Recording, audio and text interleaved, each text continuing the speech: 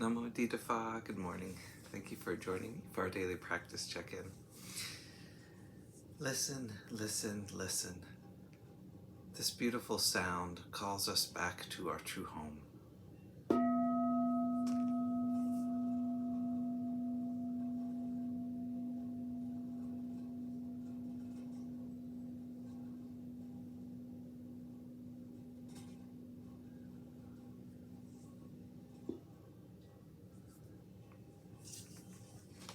The third mindfulness training. Aware of the suffering caused by sexual misconduct, I vow to cultivate responsibility and learn ways to protect the safety and integrity of individuals, couples, families, and society.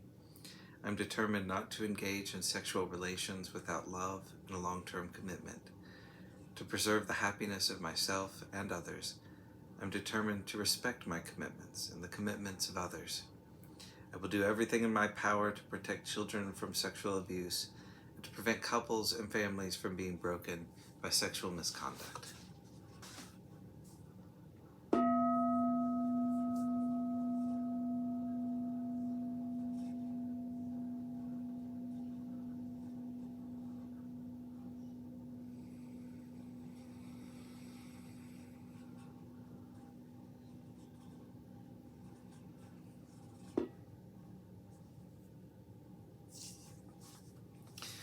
For our Dharma lessons, we're reading Ajahn Thiradhammo's book, Working with the Five Hindrances. This is a section on moderation.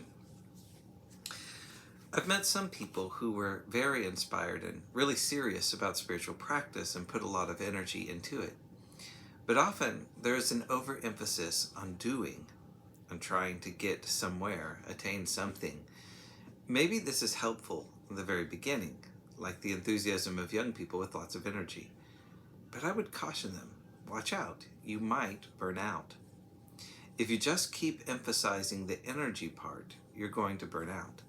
Better to rein it in, to temper it, to create some kind of moderating influence over it.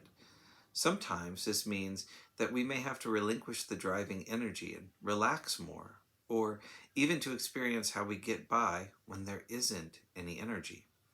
Sometimes energy makes us very focused on one thing, so that we become obsessed with it. We can get really high on energy, but eventually it will top out.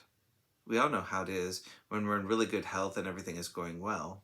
When you've just had a good cup of coffee, you can meditate all night. But what about the next day and one after that? Remember the middle way? A very insightful story in the Pali Canon illustrates the importance of balancing energy. Venerable Sono was exceptionally diligent in his striving, but was unable to realize any benefit and thought about returning to lay life. Recognizing his great potential, the Buddha gave him a teaching. He questioned him on his experience in lay life with a lute. Sono confirmed that only when the strings are properly tuned, neither too taut nor too slack, was the lute suitable for playing. The Buddha responded that similarly, in spiritual practice, only when energy is properly tuned does it work. With this special personal teaching, Venerable Sono was soon able to balance his energy and realize full awakening. Elsewhere, it is advised, when developing the higher mind, to alternate between attending to the three qualities of concentration, exertion, and equanimity.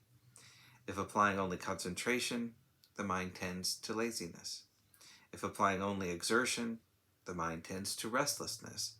And if applying only equanimity, the mind may not become properly concentrated for final liberation.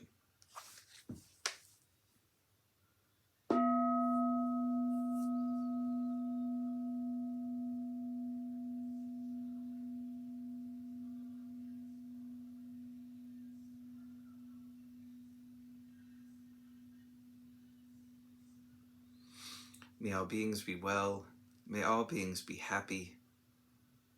May all beings be peaceful. Sadhu, sadhu, sadhu. Thank you for joining me this morning.